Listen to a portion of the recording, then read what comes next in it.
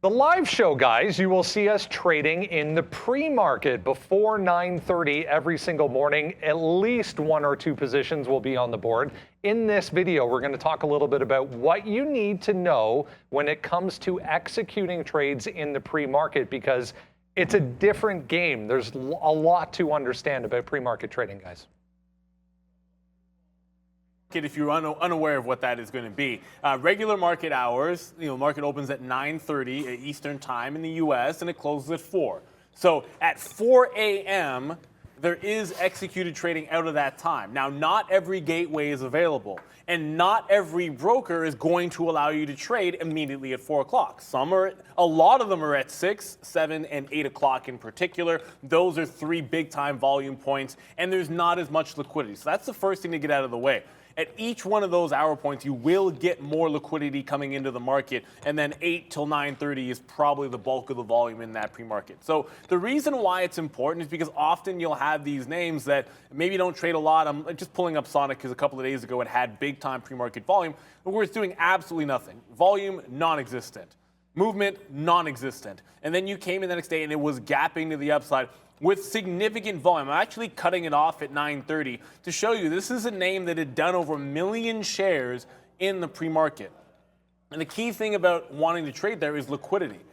You want to see above average liquidity so that you don't have concerns getting in and out of your trade. In this particular case, when it had settled down, you were literally trading within a 1 or 2 cent spread on a penny stock there and providing tons and tons of liquidity. But the things that I would check off are, is it extra relative volume? Are you seeing those big spikes? You did have one at 7 o'clock. At 8 o'clock as well, even more volume started to come into it. They can give you a hint as to what is going to be hot for the rest of the day. And this was one after big-time pre-market volume, managing to hold pre-market ranges, and then a runner late in the session when it had even more volume. And that's one of the things that you can glean. If it's got extra pre-market volume, it doesn't mean it's going to be a runner that day. But it does mean there's extra eyeballs on it, and it might be worthwhile to throw onto your watch list to trade. But check with your broker what the rules are pre-market. Sometimes you're not allowed to use market orders. You might only be able to put in limit orders. What time are you allowed to execute? What gateways do you have or not have available to you at that time?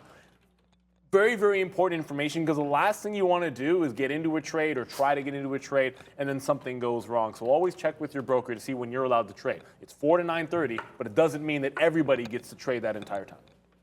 And you stole all mine, man. Liquidity, the timing, check with your broker. So let's just do the obvious stuff right now. How about just levels straight up? I mean, what you have to try to find out here when you're trading in the pre-market is really, I don't think it's a very wise idea unless you hit some of those keys, like Neil said. If it's pretty liquid, if you can withstand some of these moves here in the pre-market. And why I want to talk about Tesla today was because this is the pre-market high of 836. So this is all pre-market. I only start my charts, first of all, from 7 a.m. So I know there are gateways that start, and this maybe is a tip that you could use. I put my minute charts only back to 7 a.m. so you can see down here. So I don't really, like the trading that happens 4, 5, 6, sure there is trading there, but I've never really been able to find key levels or anything off that trading. It's just too random. Spreads, especially on Tesla, can be like $3, $4, $5, if not more at that time. So anyways, it's take this pre-market high right now. If there's a level you want to get into Tesla, like I'm going to zoom in right here just to show you what was going on in the open. Like this is pretty chaotic.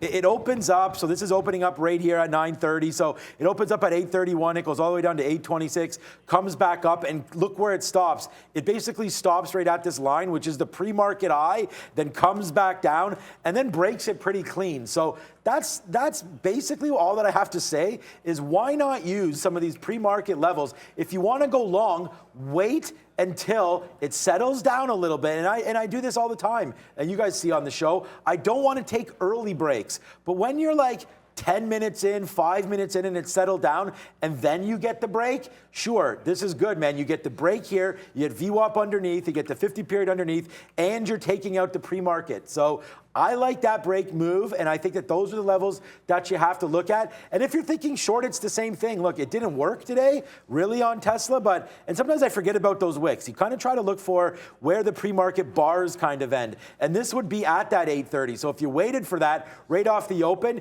you might have been able to get short, and it would have printed you $5, but at the same time, you don't hold it through that back to the upside. So whenever you're using pre-market levels, make sure that you respect them, because no stock, especially like Tesla, is just going to hover around the pre-market areas. So that's what I want to talk about, the pre-market level breaks. Make sure you respect them, and then you could use them as support and resistance also. More often than not, you will get news dropping in the pre-market before the market actually opens, giving you all kinds of opportunity to get excellent fills and excellent prices before we even get to 9:30, guys. But understand the risks associated with trading in the pre-market, and understand the market is different in the pre-market before you go ahead and do so.